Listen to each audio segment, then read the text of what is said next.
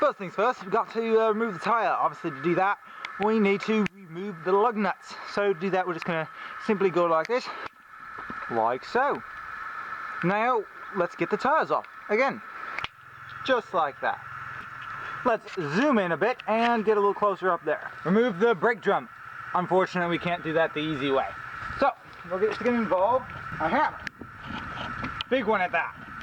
What we're going to do is we're just going to hit it one side, hit it the other side. We just want to do that. Make sure the parking brake is not on. Because we can spin it, that obviously means it's not on.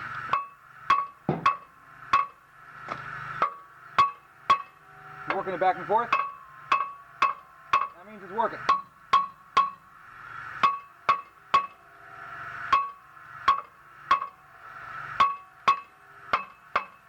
I believe that got it. Let's try it. Just like that. Next step, remove this spring here that holds this brake shoe in, and we must get him out in order to slide this wheel cylinder out. So what we're going to do is we're just going to grab the spring. Unfortunately, I don't think you're going to be able to see what we're doing, but just take the spring, pull it out, and pull the hook off the little stud there. So here we go. We're going to do this without bumping the camera. Gets a little... It's got to make sure to clamp nice and tight, otherwise it might slide off. Well, that's not what we want. Just like so. Just like that. There he goes. That lets this guy slide out. You don't need to go too far. Just like so. And now let's go to the back. Okay, so we're in the back. What we're going to do now is we're going to unbolt the 2 bolts you can see right here and here. Those are 13mm bolts, so let's just take them off, like so. There's one,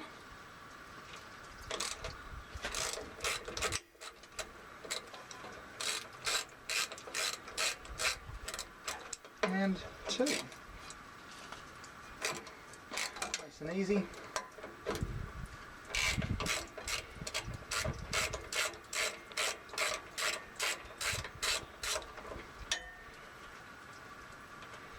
Put that in a safe spot, and then this one too. Oh, he's stiff, so we're not gonna.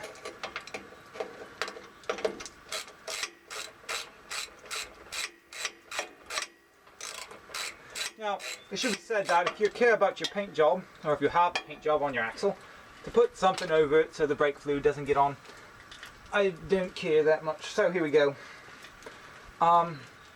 This is a 3/8 inch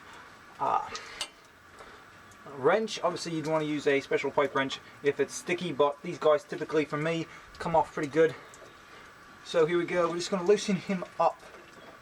And what that does, we're going to hold the, since we remove the bolts, we want to hold the brake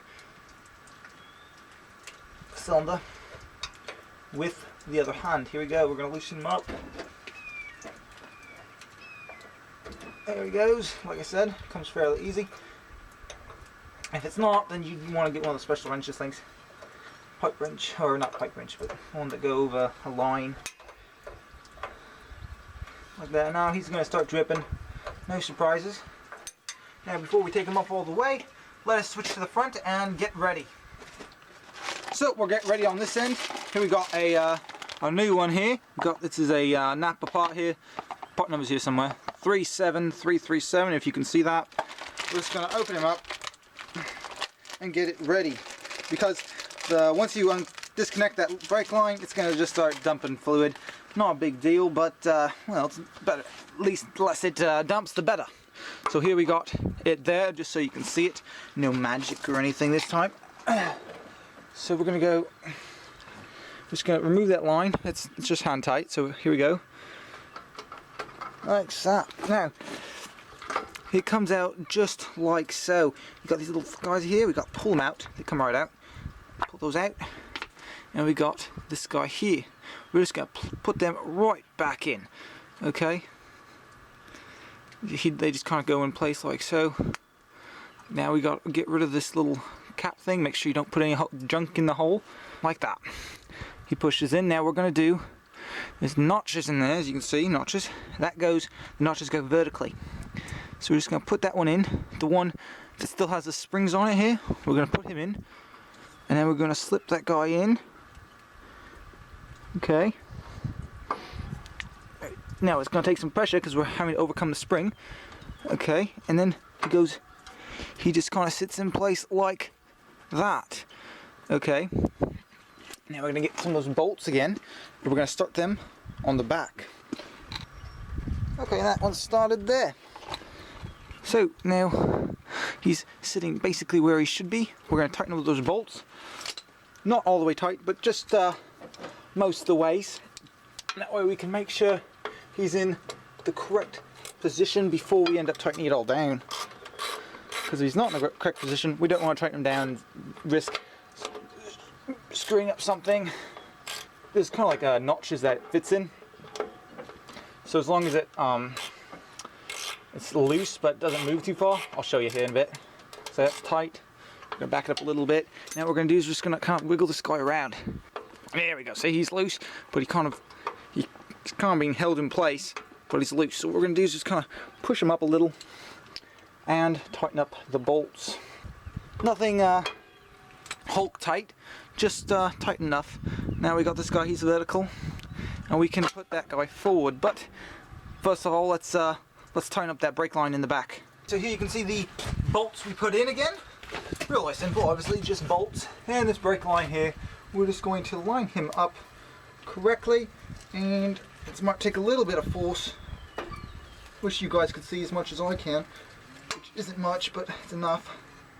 So there we go, get him in. Make sure you always start him by hand. Always start him by hand. Get a couple turns on him.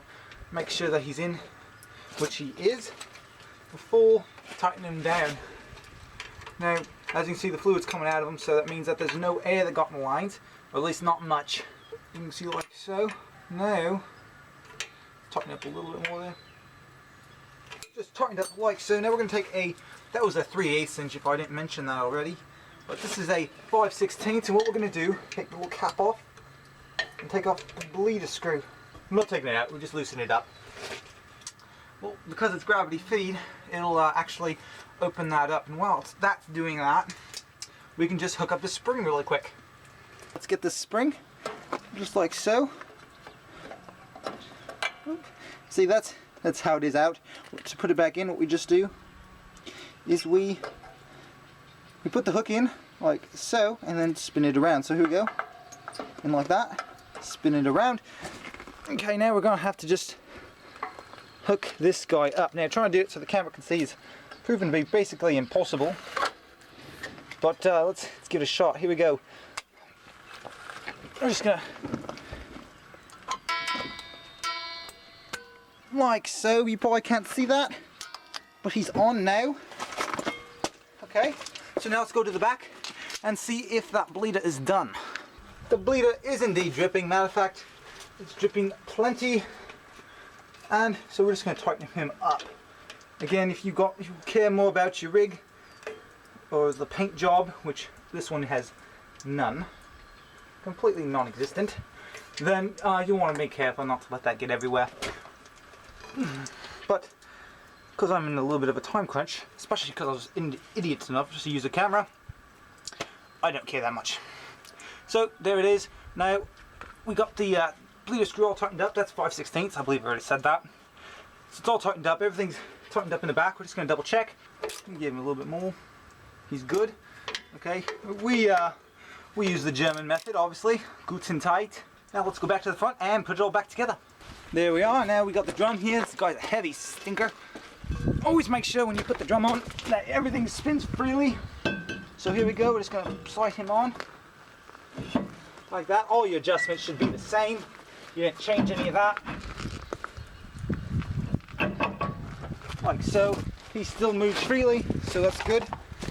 Now we're going to just put the tires back on. From here it is easy. You just take your lug nuts, throw them on there, and of course torque them down to whatever torque spec you prefer, and we're done. Now, due to the method of bleeding the brakes we used, there may be a bubble of air somewhere in the system, so after we run this truck for a little while, we'll do a full-blown bleeding of the brakes. and that way that gives it time for all the air to go to the top, so we can easily bleed it out. Because we just recently swapped out the brake fluid on this truck, we don't need to do a complete flush. Until next time.